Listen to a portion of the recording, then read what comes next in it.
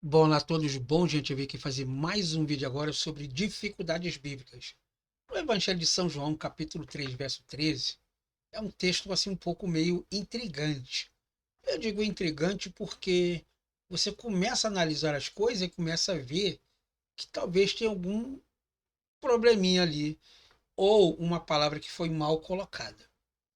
Como pôde Jesus dizer que ninguém subiu ao céu se Elias e Enoque subiram aos céus? Bom, o texto diz ali em João 3,13: Ninguém jamais subiu ao céu, a não ser aquele que de lá desceu, a saber, o Filho do Homem que está no céu. Ora, se ninguém subiu ao céu, Elias não foi para o céu, Enoque não foi arrebatado para o céu. Então, como fica agora essa questão aí? É um pouco difícil de se entender quando falamos da questão de céu. Tá? E...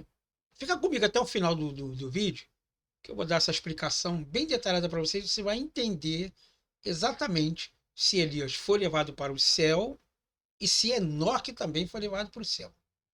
Porque o texto de João capítulo 3, verso 13 diz que ninguém subiu ao céu.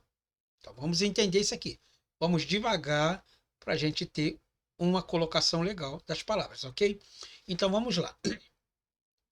O avião ele não está no céu? Ele não voa no céu? Ótimo. Ele está voando no céu.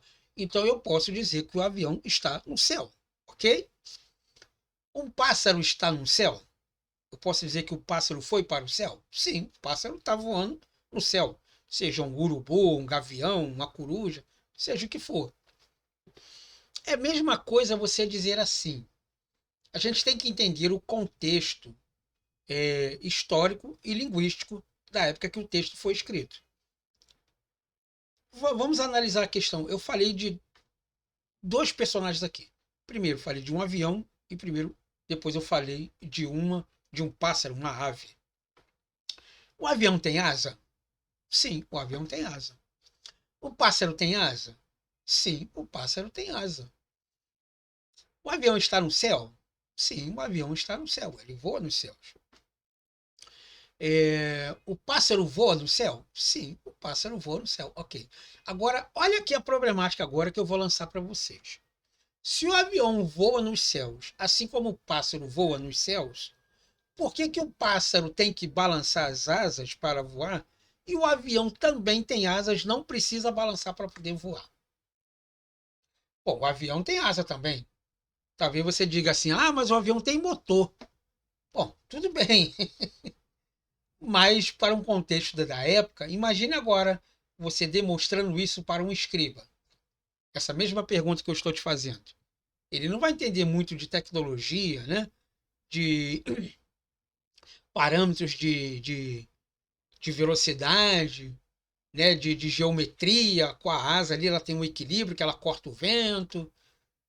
Então, nós temos que entender que quando Elias foi levado ao céu, ele foi levado para cima. Não quer dizer que ele foi levado para o trono de Deus, que está acima dos céus. Entendeu? Nesse contexto, Jesus está demonstrando seu conhecimento superior acerca das coisas celestiais. Jesus está acima dos céus, não acima do céu. Quando eu olho para cima, estou vendo o céu com estrelas, com nuvens. Mas acima disso existe outros céus ali. Então, quando ele diz que ninguém subiu ao céu, eu tenho que me referir se qual céu que ele está falando. Se é o céu da morada dele ou se é o céu da minha atmosfera. Então, a essência que ele está dizendo é que nenhum outro ser humano pode falar com base num conhecimento de primeira mão acerca dessas coisas. Em nenhuma parte do texto nós vemos Enoque voltando e dizendo o que ele viu lá. O que você tem é um livro escrito por Enoque. Ou um livro escrito supostamente por uma pessoa que usou o nome dele e escreveu o livro de Enoque. Assim como foi o outro também, que é Elias. Ora, se Elias foi levado aos céus, como é que ele poderia escrever então? Alguém então escreveu, talvez um convivência com ele, escreveu acerca do profeta, publicou esse livro na época e usou o nome dele, dizendo que foi Elias que escreveu. Por quê? Porque o nome de Elias tem mais credibilidade do que o próprio escriba que está fazendo o documento. Então ele está declarando que ninguém subiu ao céu para trazer de volta a mensagem que ele trouxe. Ninguém está acima dos céus de Deus. De forma alguma ele está negando que qualquer outra pessoa esteja no céu, como Elias e Enoque. Está em Gênesis capítulo 5, verso de número 24. Você pode ver isso claramente lá. Ele não está negando isso. Não. Jesus está simplesmente declarando que ninguém na terra foi ao céu e depois retornou com uma mensagem tal como ele mesmo o fazia. Então, esse céu que Jesus está acima e além desse céu que nós vemos aqui através de estrelas e nuvens. Como eu usei mesmo a apologia da questão do avião que tem asas e da ave que tem asas.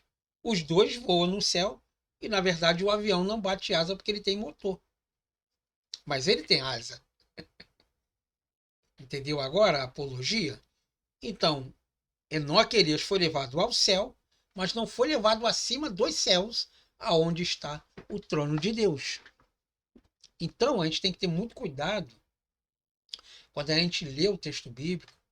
A gente tem que entender a época que o documento foi redigido e quando se deu o fato linguístico, histórico, literário do escriba que está escrevendo. A Bíblia não foi escrita ano passado, 10 anos atrás, 20 anos atrás, não. Ela foi escrita há milhares e milhares e milhares de séculos atrás. E se você ainda for mais além, ainda você tem manuscritos ainda muito anterior, antes de Jesus aparecer aqui na Terra. Então aí fica a dica para você. Quando você lê o texto bíblico agora, você lê o aspecto literário, histórico, cultural, entendeu?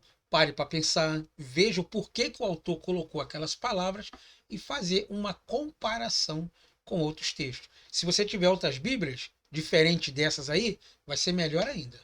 Tá bom? Eu sou o professor André Marcelino, eu sou aqui do canal Escavando as Escrituras. Te agradeço por você ter ficado comigo até aqui e nos vemos então numa próxima aula.